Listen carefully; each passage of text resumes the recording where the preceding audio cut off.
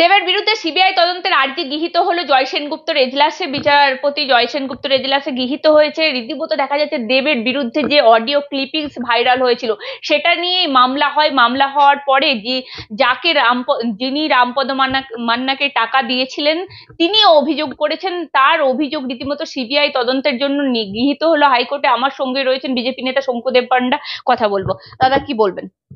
দেখুন, বলার কথা হচ্ছে একটাই যে অর্থ তো এসছে, পিন্টু মন্ডলের কোম্পানি এখানে ইনভেস্ট করেছে, সে গরু চোরের যাদের ফান্ডের সোর্স। এখন চাকরি চুরি তো মানে ঢেলে হয়েছে, তার টাকা ওখানে ঢুকেছে, তো উত্তর দিতে হবে। এখন এইসব কথাবার্তা বলে লাভ আছে? রাত্রিবেলা আপনি লোক পাঠিয়ে দিচ্ছেন হিরণের পিয়ের বাড়িতে, হ্যাঁ, একটা পার্টির কোথায় কে টাকা নিয়ে যাচ্ছে কাজ করতে তাকে ধরে ফেলছে, কোথায় কার গাড়ির মধ্যে 25-26 লাখ টাকা রেখে নাটক করাচ্ছেন। তো এসব দিয়ে কি আর আপনার সামলাতে পারবেন? বড় কেস হয়েছে। আপনি গরু চোরেদের কাছ থেকে রেগুলার ফান্ডিং নিয়েছেন বলে অভিযোগ এসছে, তো ফলে তার উত্তর দিতে হবে। সিবিআই তো যে কোনো দিন হবে, যে কোনো দিন কলকাতা হাইকোর্ট নির্দেশ, যে কোনো দিন, যে কোনো দিন ওনার বিরুদ্ধে অ্যাকশন হবে, যে কোনো দিন। এবং দেখা যাচ্ছে ভাই, আপনি নিজে থেকে করেছেন, মমতা বন্দ্যোপাধ্যায় আপনাকে নিয়ে এসেছিলেন, আপনি বড় অভিনেতা, আপনি ভালো পজিটিভ অ্যাপ্রোচ এখানে কাজ করতে পারতেন, কিন্তু ওইসব অভিযোগ আপনার সাথে উঠেছে আর আপনি যা বলছেন তাতে তো এস্টাবলিশড হয়ে যাচ্ছে যে সব হয়েছে। দাঁড়ান দাঁড়ান, এখন সবে শুরু হয়েছে তো, কলি সন্ধে আমি ইন্টারভিউ দেখেছিলাম, এর পরের লাইনটা শুনুন, সেটা শুনলে অবাক হয়ে যাবেন। কি বলছে? একবার বলছে না যে আমি টাকা নিইনি, বলছে না যে নেওয়াটা অপরাধ হয়েছে, বলছে না আমি অন্যায় করেছি, চুরির মাল খেয়েছি, এটা বলছে না, উল্টে বলছে শুভেন্দু অধিকারীর কাছে এই ডকুমেন্ট এলো করতে। বলছে তদন্তকারী সংস্থার কাছে যে ডকুমেন্ট থাকা উচিত সেই ডকুমেন্ট শুভেন্দু অধিকারীর কাছে গেল করে। এটা কোনো যুক্তি হতে পারে যে আমি চুরি করিনি? না বলে এই যুক্তি কখনো দেওয়া যায়? এটা এলো, এটা বড় অপরাধ নয়, আপনি করেছেন এটা বড় অপরাধ। আমি ভাই দেবকে মানি, বড় হিরো, আমি তো ওর কথা মন দিয়ে শুনলাম। তো দেব কি বললো? দেব বললো যে যদুবাবু, মধুবাবু, হরিবাবু, কালুবাবু সবাই মিলে টাকা নিয়েছে, তো তারা যখন টাকা নিয়েছে তা আমিও নিতে পারি, এটা কোনো যুক্তি হলো? সবাই মানুষ খুন করেছে তাই আমিও মানুষ খুন করব? ভাই তারা খুন করেছে, তাদের এগেইনস্টে যা ব্যবস্থা হওয়ার হবে। তার মানে প্রমাণিত হলো যে আপনি করেছেন। ও বললো না, ও একবারও বলেনি।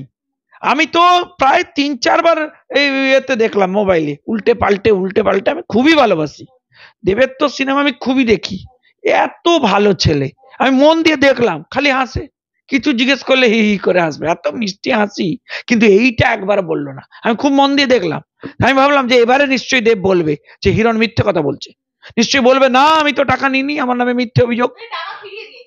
আগে চুরি করা মাল ফিরিয়ে দিয়ে চোর প্রমাণ করলো সে চুরি করেছিল। চুরি করা মাল চুরি করেছেন আপনি, মাল আপনার কাছে এসেছে, সেই মাল আপনি ফেরত দিলেন, কি প্রমাণিত হলো? চুরি করেছিলেন, তার মানে ক্রাইম হয়েছিল। আমি অত লোকের কথা বাদ দিয়ে দিন না, আমি বিশ্ব ব্রহ্মাণ্ডের সমস্ত অভিযোগ ফালতু, মিথ্যে, মানি না। আমি শুধু দেবকে মানি, এত ভালো ছেলে, এত ভালো অভিনয় করে, সুপারস্টার। দাঁড়িয়ে কি বললো? একবারও বলেছে যে আমি করিনি, একবারও বলেছে যে আমি টাকা নিইনি, বলেছে আমার টাকা এসেছে, কিন্তু তার থেকে বড় ব্যাপার অন্যদের কাছেও এসেছে, অন্যদেরও ধরুন আমাকেও ধরুন, এটাই তো যুক্তি। বলছে আমি একদম মেদিনীপুরে যে ভাইরাল একদম দেখা যাচ্ছে পোস্টার, এই মুহূর্তে দাঁড়িয়ে ভাইরাল পোস্টার যেটা মারা হচ্ছে সব জায়গায়, যেটা হাতে হাতে ঘুরছে হ্যান্ডবিল, আপনাদেরকে দেখাবো তাতে কি লেখা আছে। নোংরামির সীমা পার, বিজেপির মূল্য বৃদ্ধির সময় লক্ষ্মী ভান্ডারের আর্থিক সাহায্য, আমি পাশেও দিয়ে দেবো, আপনারা দেখে নেবেন। আর্থিক সাহায্য বৃদ্ধি করে মমতা বন্দ্যোপাধ্যায় সাধারণ মানুষের পাশে দাঁড়িয়েছিলেন, আজ কিনা তার রেট জিজ্ঞাসা করছে বিজেপি নেতা অভিজিৎ গঙ্গোপাধ্যায়। রীতিমতো এই পোস্টার হ্যান্ডবিল বিলি হচ্ছে, মানুষের মধ্যে বিলি হচ্ছে, যেহেতু কাল ভোট, আর কথা বলতে পারবেন না প্রার্থীরা।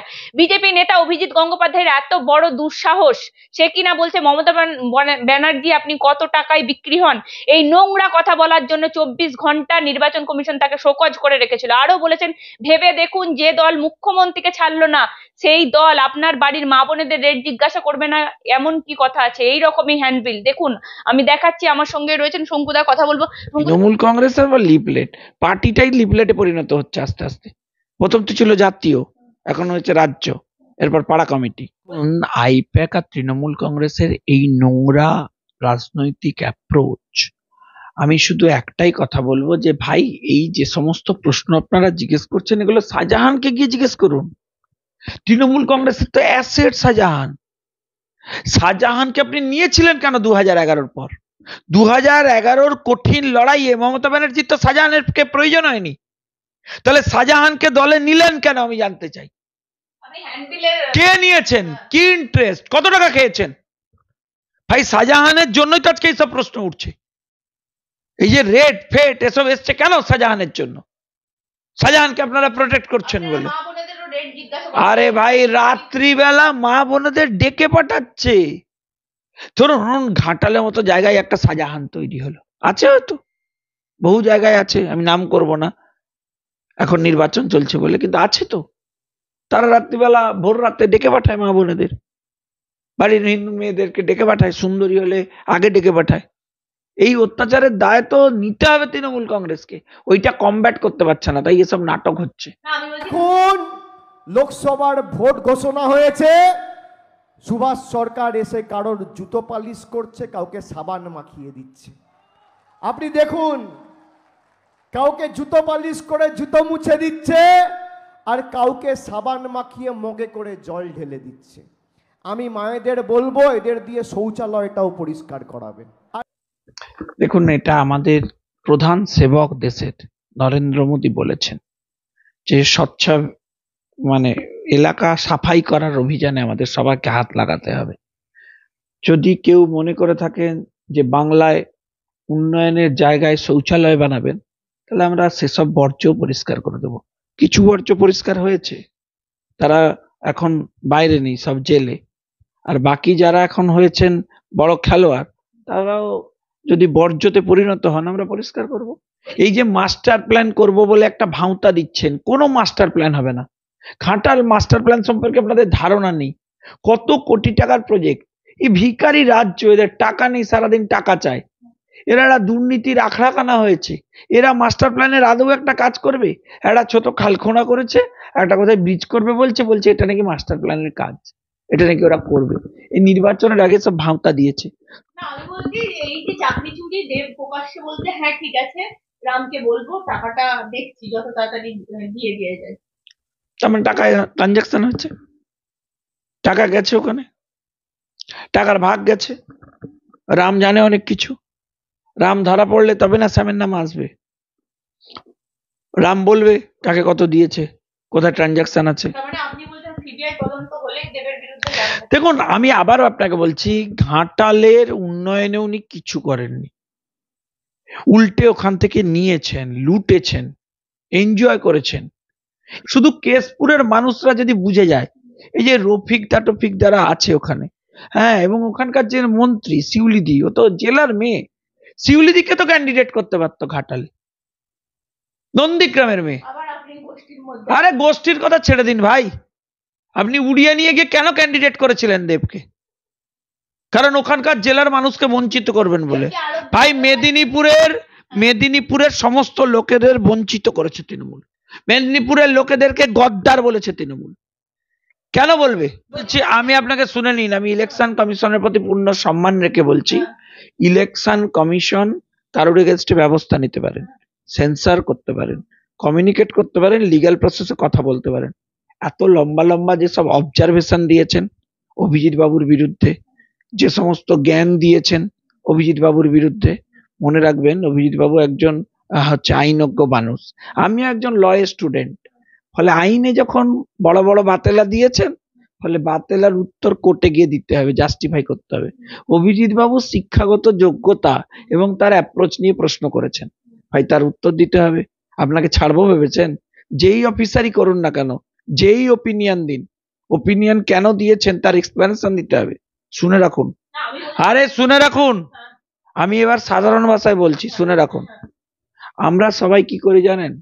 আমরা সবাই দেখি বাড়িতে বৌমা চিৎকার করছে, ব্যাপক চিৎকার করছে, আর কিছুক্ষণ আগে শাশুড়ি যে ভেঙচি কেটে চলে গেছে সেটা কেউ লক্ষ্য করেনি।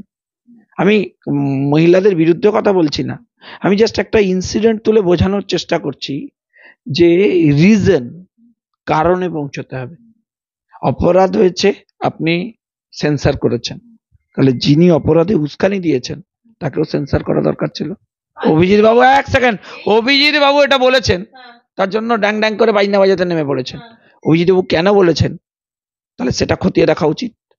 কার জন্য বলেছেন, কি কারণে বলেছেন, খতিয়ে তো দেখতে হবে, আজ না হলে কাল। এসব করে অভিজিৎ বাবুকে নির্বাচনে হারানো যাবে না। মিনিমাম 2 লক্ষ ভোটে জিতবেন। এই এই যে তোরা জ্বলে পুড়ে মরবি, রীতিমতো এই যে মমতা বন্দ্যোপাধ্যায়ের উন্নয়ন দেখে জ্বলে পুড়ে মরবি তোরা। স্যার রেগে গেলে ঠিক জায়গায় ঢিল পড়লে, গরম তেলে পাঁচফোড়ন পড়লে লোকে চিড়বিড়িয়ে ওঠে, লোকে তখন তুই তোকারিতে চলে যায়। তো প্রধানমন্ত্রীকে কোমরে দড়ি পরাবেন বলেছিলেন, কিন্তু আপনি দেখুন ভারতীয় জনতা পার্টির স্ট্যান্ডটা দেখুন। এই নির্বাচনে একজনও বলতে পারবেন না, ইভেন দলে দিলীপ দা বলুন, অভিজিৎ বাবু বলুন, যে যারাই করেন, পার্টি স্ট্যান্ড ভেরি ক্লিয়ার। আমরা মহিলা মুখ্যমন্ত্রী হোক, মহিলা মা হন, কারুর অসম্মানজনক কোনো ব্যাপার হবে এটা আমরা করতে দেবো না। বলছে সব সময় প্রচার বাবুর মুখ সবকিছুতে, রাতে আতঙ্কে উঠে পড়ছে। সে এবারে আপনি জানেন না, সে খুব দুঃখের ব্যাপার। এবারে তো রবীন্দ্র জয়ন্তীটা ইলেকশনের ভিতরে পড়ে গেছে, নাহলে আপনি দেখতেন নন্দন চত্বরে রবীন্দ্রনাথেরই ছবি নেই, সব জায়গায় মুখ্যমন্ত্রীর ছবি। এবার হয়নি, সেজন্য রাগ। মুখ্যমন্ত্রী বলছেন আমার প্রিয় শওকত মোল্লা। সে খুবই প্রিয়, বোম মারতে পারে তো, আপনি জানেন না এসব? উনি বলেছিলেন সরকারি মিটিং এ, যে শওকত আমার ভালো বোম্মা দিস। এসব হয়েছে, জানা আছে। মানুষ মরছে, কষ্টে আছে, কিন্তু মনে রাখবেন চিরকাল কেউ ক্ষমতায় থাকে না। আমাদের দলে কোনো নাট্যকার নেই, যত নাট্যকার সব তৃণমূল কংগ্রেসে। ব্রাত্য বসু, পার্থ ভৌমিক, সবাইকে সেন্ট্রাল এজেন্সি খুঁজছে, বুঝেছেন? ফলে চিত্রনাট্য এরা বানাতে বানাতে একদিন ক্লান্ত হয়ে যাবে, নাটক ফ্লপ করে যাবে, সিনেমা শেষ। সিনেমা না থাকলে হয়? আচ্ছা আপনি আমাকে বলুন, মিমি আমাকে বলুন, বাইবেল টিপিটক সব শেষ হয়ে যাবে, তবু আমার কাহিনী শেষ হবে না। কি বলছেন আপনি? এই রচনাকার বিশিষ্ট, তিনি তো পুরস্কার পেয়েছেন। শেষ হয়ে যাবে, বাইবেল টিপিটক সব শেষ হয়ে যাবে। তিনি পুরস্কার পেয়েছেন, আপনি জানেন না? আমি জানি এসব। কিসে পুরস্কার পেয়েছেন? নিরলস সাহিত্য চর্চা একাডেমি, বড় ব্যাপার। কিন্তু এত সাহিত্য চর্চা করতে করতে উনি ভুলে যাচ্ছেন বাংলার মানুষকে অন্তত বাঁচাতে হবে। আপনি ভাবুন, একটা এসসি পরিবারের মা, তার কি অপরাধ ছিল? নন্দীগ্রামে তাকে আপনার লোক নন্দীগ্রামে মেরে ফেললেন। আপনি কেন বলবেন? আপনি নির্বাচনী ব্যবস্থায় দাঁড়িয়ে আপনি কেন বলবেন আপনি বদলা নেবেন? আপনি আমাকে বলুন। এই নন্দীগ্রামই তো আপনাকে জায়গা দিয়েছে, এই নন্দীগ্রামই তো আজকে আপনাকে মুখ্যমন্ত্রী বানিয়েছে। উনি না থাকলে নন্দীগ্রাম হতো না। না, এটা ঘটনা, ওনার তো নিশ্চয়ই ভূমিকা আছে, কিন্তু সেই ভূমিকাকে উনি হচ্ছে অপমান করছেন আজকে। আপনারা মেরেছেন, আপনারা রীতিমতো এই ভোটের আগে কোনো ইস্যু পাচ্ছেন না, নন্দীগ্রামে একটা নতুন করে গেম প্ল্যান শুরু করেছেন, আপনারা মেরেছেন। দেখুন না, এইটা বলবার জন্য ওদের গ্রেপ্তার করা উচিত। আপনি পারবেন আপনার মাকে নিজে খুন করে দিয়ে সেটাকে নিয়ে রাজনীতি করতে? আমরা কি সাইকো? আমাদের কি মাথা খারাপ? না বাংলার মানুষ সাইকো? দেখুন, কুণালদাকে আমি খুবই শ্রদ্ধা করি, ওর ব্যাপারে আমাকে কিছু জিজ্ঞেস করবেন না। ওর ব্যাপারে জিজ্ঞেস করতে হলে মমতা বন্দ্যোপাধ্যায়কে জেলে রাখতে হয়। উনি বলেছিলেন এক সময়, উনি বলেছিলেন যে মমতা বন্দ্যোপাধ্যায়কে জেলে পোড়া দরকার। দেখুন, আমার মনে হয় যে রাজ্য পুলিশ অলরেডি তদন্ত শুরু করেছে। প্রাইমা ফেসিতে আপনারা সরকারি দল, আপনারা প্রথমেই যদি গোষ্ঠীদ্বন্দ্ব বলেন, তাহলে বোনাফাইড ইনভেস্টিগেশন হবে কি করে? আপনি জানেন যে অভিযোগকারী সে থানায় ঘুরে বেড়াচ্ছে। দেখুন, একটা অভিযোগ তার পরিবারের লোক করেছে, আমরা তো করিনি, তার বাড়ির লোক করেছে। এখন তার বাড়ির লোক যদি করে, আর যদি আগামী দিনে দেখা যায় যে ওনার কোনো ভূমিকা নেই, নাম বাদ চলে যাবে, তদন্তে আসবে না। আরে শাহজাহানের মতো লোককে এরা ছেড়ে দিয়েছে, আপনারা কি অভিষেক করে যাচ্ছেন? শাহজাহানের মতো লোক খুন করেছে, কদিনের মধ্যে দেখবেন সিবিআই হবে, ছেড়ে দিয়েছে এরা। আমি কেন উস্কাবো বলুন? আমি নন্দীগ্রামের মতো জায়গায় গিয়ে কেন বলবো? আমাকে কেন বলতে হবে যে আমি বদলা নেবো? আমি এটুকু মেনে নিতে পারছি না। নির্বাচনে তো হার জিত থাকে। আচ্ছা, যদি আমার মনে হয় যে অন্যায়ভাবে আপনার সাথে কেউ নির্বাচনে নন্দীগ্রামে জিতে গেছে, আপনি তো কোর্টে গেছেন, কোর্টে প্রমাণ করুন। কেন যাচ্ছেন না কোর্টে? এই টেনিওরটাই বিধানসভাটা হয়ে গেলে এই মামলাটার আর কোনো গুরুত্ব থাকবে? এই মামলাটা করা হয়েছে শুধুমাত্র এক্সকিউজ দেওয়ার জন্য। শুভেন্দু অধিকারী নির্বাচনে জিতেছেন, এটা তো স্বাভাবিক। নন্দীগ্রামে এটা খতিয়ে দেখা দরকার যে কে মমতা বন্দ্যোপাধ্যায়কে এখানে লড়তে পাঠিয়েছিলেন। এটা খতিয়ে দেখুন, কে চান তৃণমূল কংগ্রেসের যে মমতা বন্দ্যোপাধ্যায় নির্বাচনে হেরে যান। এটা খতিয়ে দেখা দরকার।